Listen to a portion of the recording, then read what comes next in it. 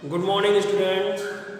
बच्चों कल तक अभी तक हम लोगों ने बच्चे फिनॉल के बारे में पढ़ रहे थे। फिनॉल से उसकी प्रिपरेशन पढ़ा, उसकी केमिकल प्रॉपर्टीज़ पढ़ा, उसकी केमिकल रिएक्शंस पढ़े। ठीक है, जिसमें कोलवे वाला बच्चा सबसे ज़्यादा इंपॉर्टेंट है, ऊपर से रायमंड टीमर। ठीक है, इंपॉर्टेंट है तो थोड़ा उसका ध्यान रखिएगा। मैकेनिज्म की कोई नीड नहीं है बच्चा, आप उसे किसी भी तरीके से याद करो।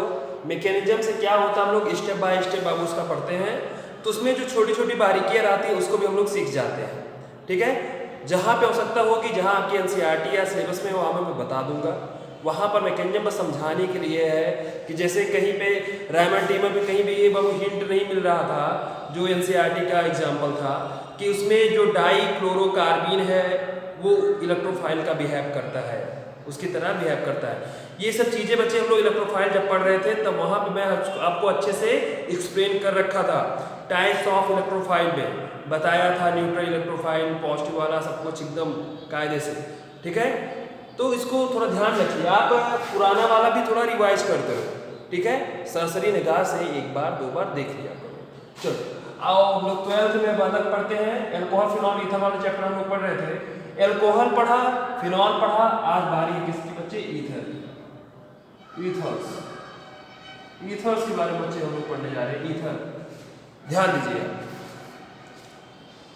हाँ सुनो, पहला पॉइंट हम लोग इसका प्रिपरेशन ही पढ़ेंगे, तो आप हेडिंग डालोगे प्रिपरेशन ऑफ ईथर, यानी कि ईथर बनाने की विधियां। ठीक है, आप हिंदी में भी लिख सकते हो, उसमें भी ईथर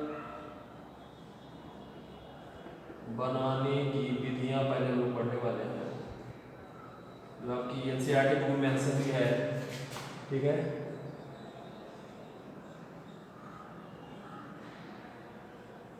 प्रिपरेशन ऑफ ईथर। हाँ ध्यान दें, प्रिपरेशन ऑफ ईथर्स, नोट कर लें, हेडिंग डाल दें, थोड़ा समझिए आप। ईथर, जैसे ईथर आता है आपके दिमाग में, तुरंत आपके दिमाग क्लिक करता है, अच्छा ये वाला बात है। ठीक है, हाँ जैसे वाटर होता बच्चा HOH, ठीक है, उसमें से दोनों के दोनों H को हटा करके हम लोग क्या करें, R ग्रुप लगा दें, तो हमारा बच्चे क्या बन जाता है? ईथर।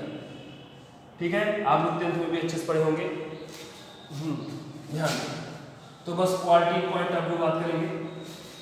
बनाने की विधियां सबसे पहले नंबर 1 हम लोग पढ़ने वाले हैं। एल्कोहल से कैसे बनाएंगे, क्या कंडीशंस रखेंगे जिससे हमारा बच्चे ईथर का निर्माण हो जाए। तो हम लोग हेडिंग डालेंगे इसमें, बाय डिहाइड्रेशन ऑफ व्हाट बेटा? एल्कोहल। एल्कोहल यानी कि डिहाइड्रेशन यानी कि निर्जलीकरण द्वारा, एल्कोहलों के बच्चे निर्जलीकरण द्वारा हम लोग ईथर का निर्माण कैसे होता है ये चीज पढ़ने वाले, बाय डिहाइड्रेशन ऑफ एल्कोहल्स। ठीक है, एल्कोहल्स कर दो। अब देखो बच्चे, एल्कोहल के द्वारा जो ईथर का निर्माण होता है वो जनरली सब्स्टिट्यूशन रिएक्शन भाग लेता है उसमें, खासकर SN2 रिएक्शन। ध्यान दीजिए बच्चे, सब्स्टिट्यूशन में कौन सा बच्चे? SN2, यानी कि जब एल्कोहल की SN2 रिएक्शन होगी तब हमें बच्चे ईथर मिलेगा। अगर कोई और हो गया जैसे SN1 हो गया तो हमें ईथर ना बन के क्या मिलने लगेगा बच्चे? एल्कीन का पार्ट मिलने लगेगा। तो आओ सीखते हैं, चलो एक एग्जांपल के द्वारा इसे समझो। अब डिहाइड्रेशन कराना है एल्कोहल का, तो डिहाइड्रेशन कराने के लिए हम लोग क्या यूज करते हैं बच्चे? कोई भी स्ट्रॉन्ग एसिड ले लो, प्रोटीन एसिड, जैसे H2SO4 ले लो, H3PO4 ले लो। ठीक है, इन सबको बच्चे हम लोग यूज करते हैं। ठीक है, जो H+ का सोर्स देता है, इसकी मैकेनिज्म आपके एनसीईआरटी में, तो उसको भी हम लोग अच्छे से पढ़ेंगे। तो डिहाइड्रेटिंग एजेंट जो ईथर के में हम लोग यूज कर रहे हैं वही है H2SO4 और H3PO4 है। ध्यान दीजिए, एजेंट जो आपको जो डिहाइड्रेटिंग एजेंट है याद हो गया होगा आई थिंक। ठीक है, हम लोग इसको पहले भी पढ़ चुके हैं। ठीक है, अब कहानी देखो आखिर में क्या हो रहा है। देखो बाबू, ये जो होता है एल्कोहल वाला, इसमें टेम्परेचर बहुत मेजर फैक्टर काम करता है। जैसे अगर मान लो हमने लिया CH3CH2OH, एथिल अल्कोहल, कोई दिक्कत नहीं बच्चे, 2 कार्बन है, OH है, यानी कि एथिल अल्कोहल है। ठीक है, अगर आप इसके साथ H2SO4 यूज करते हो, ठीक है, अब आपने टेम्परेचर को रखा है थोड़ा सा ज्यादा, ठीक है। इस दशा में बाबू क्या होगा, अगर आप सोच रहे हो ईथर बनेगा तो बाबू नहीं बनेगा। क्यों नहीं बनेगा? क्योंकि टेम्परेचर थोड़ा ज्यादा है। तो इसमें बाबू क्या होगा, वो CH2 डबल बॉन्ड CH2 यानी कि इथीन प्राप्त होने लगेगा। ठीक है, ध्यान दीजिए आप, टेम्परेचर ज्यादा है इसलिए ऐसा हो गया। ठीक है, बॉन्ड की बच्चे ब्रेकिंग शुरू हो जाएगी। ठीक है, तो उस समय आपको इथीन यानी कि एलिमिनेशन रिएक्शन का प्रोडक्ट मिलने लगेगा, विलोपन अपक्रिया का प्रोडक्ट मिलने लगेगा। मैं आपको इसको सिखा रखा हूं पहले से ही, उसको एक बार आप लोग रिवाइज करोगे। लेकिन अगर आपने टेम्परेचर ठीक ठाक रखा, थोड़ा सा इससे कम रखा, यानी कि इस बार बहुत बॉन्ड की ब्रेकिंग नहीं हो रही है, चलो H2SO4 ले लिए हम लोग। ठीक है, टेम्परेचर कुछ कम कर दो, 413 केल्विन कर दो, जो आपकी एनसीईआरटी की डाटा मैं वही ले रहा हूँ। ठीक है, इस दशा में बच्चे ईथर मिल जाएगा, यानी क्या मिलेगा, CH3 CH2O CH2CH3। ठीक है, और अच्छे से लिखते हैं CH3, ध्यान, यानी कि ये क्या मिल गया बच्चे, हमें ईथर मिल गया। हाँ ध्यान दीजिए, यहाँ क्या मिला बच्चे, इथीन मिला, और यहाँ क्या मिला, ईथर मिला। इसका कोई नाम पूछे, हम लोग पढ़े हैं एल्कोक्सी एल्कीन करके बोलते हैं ना, इसको क्या बोलेंगे, इथॉक्सी, और क्या, एल्कोक्सी एल्केन। तो यहाँ पे इथॉक्सी एथेन, नोट कर लो, ध्यान दीजिएगा बच्चे, सब कुछ टेम्परेचर बेस्ड है यहाँ पे। ठीक है, टेम्परेचर ज्यादा कर दिया तो इथीन यानी कि एलिमिनेशन वाला प्रोडक्ट ज्यादा मिला बच्चे, यानी कि विलोपन अपक्रिया हुई ज्यादा। ठीक है, और अगर आप टेम्परेचर को ठीक ठाक रखा, कम रखा, 413 यानी 413 केल्विन टेम्परेचर पे क्या मिलने वाला है हमें, ईथर। तो थोड़ा ध्यान रखिएगा बाबू, सबस्ट्रेट एक ही है, एथिल अल्कोहल दोनों जगह है, लेकिन बाबू प्रोडक्ट बिल्कुल अलग अलग है। क्यों अलग अलग है?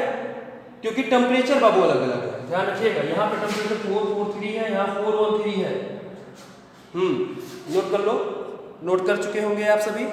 आइए इसके बाबू मैकेनिज्म अच्छे से हम लोग सीखते हैं, कैसे ये हो रहा है, आखिर में ईथर का निर्माण कैसे हो गया। आओ बच्चे तुम्हें दिखाएं मैकेनिज्म ऑफ ईथर।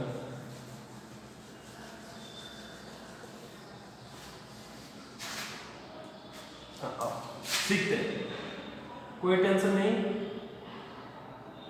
क्रिया विधि मैकेनिज्म को हिंदी में बोला जाता है। ओके बच्चों ध्यान दें, मैकेनिज्म क्या हो रहा है, एथिल अल्कोहल ये है। तो पहले स्टेप में क्या होता है बच्चे, प्रोटोनेटेड अल्कोहल का फॉर्मेशन होता है। कैसे होता है आपको मैं बहुत बार बता चुका हूँ। ये रहा क्या बच्चा, एथिल अल्कोहल। अब एथिल अल्कोहल पे क्या होगा बाबू, अटैक होगा किसका, H+ का। H+ बाबू कहाँ से आ रहा है, आपको अगर याद हो तो मैं आपको बहुत बार बताया हूँ। H+ का सोर्स है H2SO4, वही तो रिहाइड्रेटिंग एजेंट है ना। यहाँ से आएगा बच्चे H+। H+ कहाँ पे अटैक करेगा बच्चा, H+ कहाँ पे, चलो पहले याद कर लेते इसको, तब उसके बाद तब फिर आगे की कहानी देखते हैं। ठीक है, हाँ तो पहले बच्चे H2SO4 से आया हुआ H+, अभी लिखना नहीं, आप लिखोगे नहीं, अभी थोड़ी देर रुक जाओ। H2SO4 से आया हुआ H+ आएगा, कहाँ पे अटैक करेगा बाबू, जहाँ पे ये इलेक्ट्रोफाइल है, तो कहाँ पे अटैक करेगा, जहाँ पे इलेक्ट्रॉनों की संख्या बाबू ज्यादा है। तो ये यहाँ पे इसको मुक्त इलेक्ट्रॉन दिखा, ये तुरंत इसके साथ जुड़ेगा, बनाएगा क्या, CH3 CH2OH, पहले से था एक H आया। देखो ये हाइड्रोजन आया, ऑक्सीजन के उपस्थित लोन पेयर को यूज करके अपना बॉन्ड बनाया, तो इसमें पॉजिटिव चार्ज जाएगा कि नहीं, बोलो हाँ। ओके बच्चा, अब आगे देखो, ये हुआ, यहाँ पे बाबू पॉजिटिव चार्ज है, तो एक और मॉलिक्यूल ले लो CH3 CH2OH अल्कोहल वाला ही। अब ये नाभिक रागी की भात व्यवहार करेगा बच्चा, नाभिक रागी की भात व्यवहार करेगा, यानी कि ये यहाँ पे अटैक करेगा, इसको इलेक्ट्रॉन देना चाहेगा, इस ऑक्सीजन सेंटर पे क्या करेगा, ये इलेक्ट्रॉन को बच्चा डोनेट करना चाहेगा, तो SN2 रिएक्शन होगी, ये जाएगा अटैक करने के लिए इधर से, तो ये बाबू ब्रेक होकर के निकलेगा। ध्यान दो आप, ये यहाँ से बाबू ब्रेक होकर के निकल रहा है। अब देखो, यानी कि वाटर मॉलिक्यूल निकल चुका है, तो मैं चलो यहाँ पे लिख दे रहा हूँ H2O, एकदम क्लियर समझ में आ रहा है, ये H2O बाबू निकल गया, बचा क्या है, CH3 CH2, ये बचा, ये ऑक्सीजन इसको इलेक्ट्रॉन दे, अपना बॉन्ड बनाएगा, तो यहाँ पे बाबू पॉजिटिव चार्ज आएगा, यहाँ पे एक H है, ये है, और ये बचा CH2 CH3। बताओ, पूरी तरीके से क्लियर। मैं कह रहा हूँ सेकेंड स्टेप में क्या हुआ, ये H2O बाबू मॉलिक्यूल निकल रहा। कैसे निकला, जब ये अटैक कर रहा है आगे से, तो ये पीछे से बताया था SN2 रिएक्शन में क्या होता है बाबू, एक तरफ से कुछ अटैक करता है तो दूसरी तरफ से बाबू जो ग्रुप जो है अपना बॉन्ड तोड़ करके निकलता है। ठीक उसी तरीके से यहाँ से हो रहा है, H2O एक साइड से निकल रहा है और ये एथिल अल्कोहल यहाँ पे अटैक कर रहा है। कैसे अटैक कर रहा है, न्यूक्लियोफिलिक अटैक हो रहा है। यहाँ पे ऑक्सीजन को ऊपर से लोन पेयर को यूज करके फिर से बॉन्ड बना रहा है। देखो इसीलिए ऑक्सीजन पे आ रहा है पॉजिटिव चार्ज। अब देखो पहला स्टेप ये, सेकेंड स्टेप ये, थर्ड स्टेप में क्या होने वाला है बाबू, ये जो बना हुआ हमारा ये अनस्टेबल है, ये यहाँ से H+ निकलेगा। ध्यान, ये यहाँ से बाबू H+ निकालेगा तो मैं लिखा हूँ -H+। तो क्या बनेगा बच्चा, O ईथर बनेगा हमारा CH3 CH2OH CH2 CH3। देखो कितना बढ़िया, ठीक है, बन गया कि नहीं, एथॉक्सी एथेन। इजी है ना। चलो एक बार फिर से मैं आपको याद कराता हूँ, फिर से लिखाता हूँ। चलो step number first, step number first में क्या होता है बच्चे, H+ का अटैक होता है। H+ को हम लोग बोलते हैं बच्चा प्रोटॉन। प्रोटॉन का एल्कोहल पर अटैक हुआ, उससे क्या बना, देखो बच्चे प्रोटोनेटेड एल्कोहल का फॉर्मेशन हुआ। ये क्या है, प्रोटोनेटेड एल्कोहल है बच्चा, प्रोटोनेटेड एल्कोहल है। कैसे मालूम चला, देखो अगर मैं इस H+ को छुपा दूं तो ये एल्कोहल है, ethyl alcohol, ethyl alcohol with H+, क्या बोलोगे, प्रोटोनेटेड एल्कोहल। पहला स्टेप में क्या होगा, प्रोटोनेटेड एल्कोहल का निर्माण हुआ। ठीक है, अब सेकंड स्टेप में क्या होगा, सेकंड स्टेप में क्या होगा, एल्कोहल का न्यूक्लियोफिलिक अटैक होगा। कहां पे अटैक होगा, जो हमारा बच्चे प्रोटोनेटेड एल्कोहल है उसी पे अटैक होगा, तो ये स्ट्रक्चर बनेगा। ठीक है, इसको आप ऐसे भी बोल सकते हो, प्रोटोनेटेड एथॉक्सी एथेन भी बोल सकते हो। ठीक है, कोई दिक्कत नहीं है क्योंकि H+ ये है इसके साथ। हाँ, अब आगे देखो तीसरे स्टेप में क्या होगा बच्चा, H+ निकलेगा। पहले स्टेप में H+ बाबू जुड़ रहा है और तीसरे स्टेप में क्या हो रहा है, H+ निकल रहा है। फिर क्या होगा, आराम से H+ जैसे निकलेगा, इसको लोन पेयर फिर से मिल जाएंगे अपने, तो दोनों लोन पेयर मिल गए, बन गए बच्चे ईथर, यानी एथॉक्सी एथेन का निर्माण हो गया। चलो अब इसी को हम लोग बच्चे स्टेप स्टेप करके लिखेंगे, ये आपको याद करा रहा था मैं।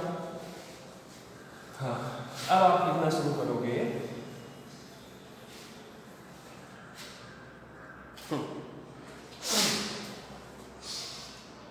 स्टेप नंबर फर्स्ट, हाँ रिएक्शन आपको पता है अच्छे तरीके से। फर्स्ट चाहो तो यहाँ पे मेंशन कर दो पहले, नहीं तो तुम लोगों को कोई भरोसा नहीं है, उल्टा सीधा लिखते हो, बोर्ड में भी ऐसे लिखोगे। ठीक है, हम लोग क्या पढ़ रहे हैं, कंसंट्रेट टेस्टोस्टेरोन को ले लो, ऐसे लिख लो, कोई दिक्कत नहीं, जो NCERT वही पढ़ लो। 4 4 3 नहीं 4 1 3 बताया, 4 4 3 यूज करोगे तो क्या बनेगा, एलिमिनेशन प्रोडक्ट होगा। इसकी हम लोग बच्चे मेकेनिज्म पढ़ रहे हैं पूरी तरीके से कि कैसे 413 केल्विन टेम्परेचर पे हम लोग यूज करते हैं तो हमें कैसे ईथर मिलता है, उसको हम लोग बात कर रहे हैं। इस रिएक्शन मतलब SN2 रिएक्शन को फॉलो कर रही है। ठीक है, तो स्टेप नंबर फर्स्ट पूरा ऐसे लिखो, स्टेप नंबर फर्स्ट क्या हो रहा है, देखो CH3 सबको दिख रहा होगा आई थिंक। ठीक है, ओके बच्चा। अब बाबू H2SO4 से आएगा क्या, H+ रखो, लो कहां से आया उसको भी मेंशन कर दो। कहां पे अटैक होगा, जहां पे बाबू इलेक्ट्रॉन होगी, क्योंकि इसको क्या चाहिए, इलेक्ट्रॉन ही तो चाहिए। हाँ, हाइड्रोजन के पास एक इलेक्ट्रॉन, वो भी निकाल लिए आप, बताओ कितने नाइंसाफी करते इसके साथ। ठीक है, ओके, इसको क्या बोलोगे आप, प्रोटोनेटेड एल्कोहल, प्रोटोनेटेड एल्कोहल। हाँ, in first step in this mechanism we get protonated alcohol by attacking proton at ethyl alcohol. Now step second, देखो बच्चों स्टेप सेकंड में बताया था कि जैसा एक एथिल अल्कोहल है वैसा एक और लोगे, अगला मॉलिक्यूल हो गया, उसका कैसा अटैक होगा बाबू, नाभिक रागी, न्यूक्लियोफिलिक अटैक होगा। ध्यान दो,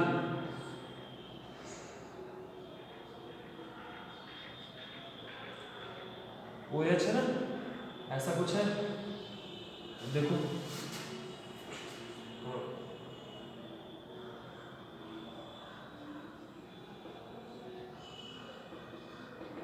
ध्यान दो। अब ये क्या होगा बाबू, यहाँ से बॉन्ड की ब्रेकिंग दिखा दो, यहाँ से इसका अटैक दिखा दो इस कार्बन सेंटर पर, ठीक है। अब जोड़ोगे, H2 को निकालोगे, चाहे -H2 यहीं कर दो, चाहे चलो हम लोग अलग से लिख देंगे यहीं पे कर दो -H2, सही रहेगा, इजी रहता है कुछ चीजें। देखो CH3 ये हो गया बच्चा CH2, यहाँ पे ऑक्सीजन से जुड़ेगा, इसका एक हाइड्रोजन नीचे लटका दिया, यहाँ पे देखो पॉजिटिव चार्ज और CH2 CH3, ठीक है। चाहे H2 यहाँ निकाल चुके तो H2 लिखने की कोई नहीं है। ध्यान दे बच्चे, देखो ये पीछे से अटैक करेगा तो ये H2 मतलब आगे से निकल गया, यानी कि SN2 को फॉलो करना पूरी तरीके से। अब स्टेप नंबर 3, जो हमारा वो स्ट्रक्चर है वो अनस्टेबल है ना, बोलो सर।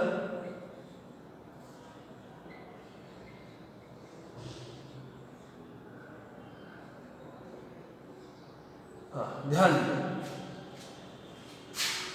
ये ऑफलाइन में बहुत प्रॉब्लम, ऑफलाइन वाला ज़्यादा बेहतर रहता है, ऑनलाइन में बहुत प्रॉब्लम होती है। एक तो बच्चों के वो लाइव सेशन की बात ही अलग आती है, बच्चे उसमें बताते रहते हैं क्या कमी है, आ रही है क्या नहीं आ रही है। ध्यान दो, ये बच्चा अनस्टेबल है, यहाँ से क्या निकलेगा बच्चे H+, यानी कि थर्ड स्टेप में हम लोग क्या पढ़ रहे हैं बच्चे, डीप्रोटोनेशन पढ़ रहे हैं, ठीक है। डीप्रोटोनेशन यानी कि -H+, ध्यान -H+, यानी कि H+ निकल गया, क्या बनेगा CH3 CH2O CH2 CH3, ये क्या बना बच्चा, ईथर, यानी कि एथॉक्सी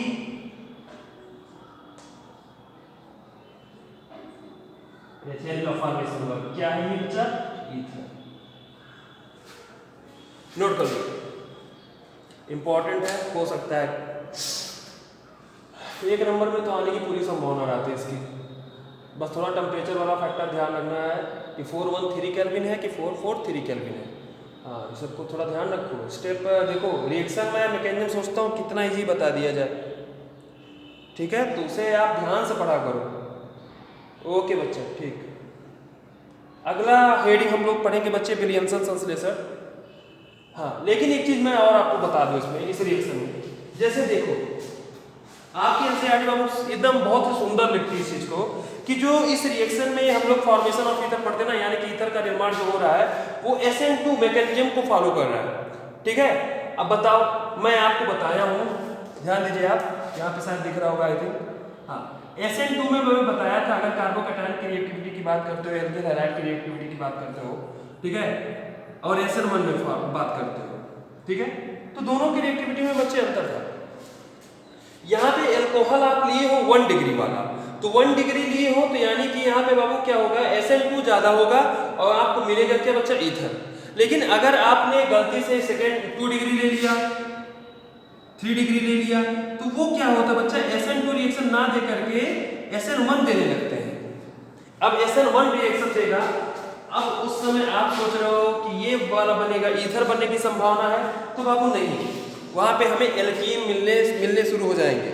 इसलिए थोड़ा ध्यान रखिएगा इसमें कि अगर आप इस बाय डिहाइड्रेशन ऑफ एल्कोहल पढ़ रहे हो, यानी कि एल्कोहलों की निर्जलीकरण द्वारा ईथर का निर्माण कराना चाह रहे हो, तो उसमें एल्कोहल कैसे रखोगे, प्राथमिक एल्कोहल वाला रखोगे, 1 डिग्री वाला रखोगे, कभी 2 डिग्री और 3 डिग्री की बात बच्चे नहीं करो, गंदी बात, ठीक है। क्यों, वो बाबू SN1 के लिए प्रमोट करेंगे रिएक्शन को। हाँ बच्चा, सावधानी बहुत ज्यादा जरूरी है केमिस्ट्री पढ़ते हुए बाबू, थोड़ी सी चीज आती है आपको लगेगा कि आप बिल्कुल सही करके आ रहे हो, लेकिन पूर्ण रूप से बाबू गलत हो जाएगा, ठीक है। बारीकियां रखिए आप, ध्यान को उसको बारीकियां समझिए केमिस्ट्री की। ओके बच्चा, ठीक, आज के लिए बस इतना ही, अगला फिर बाद में।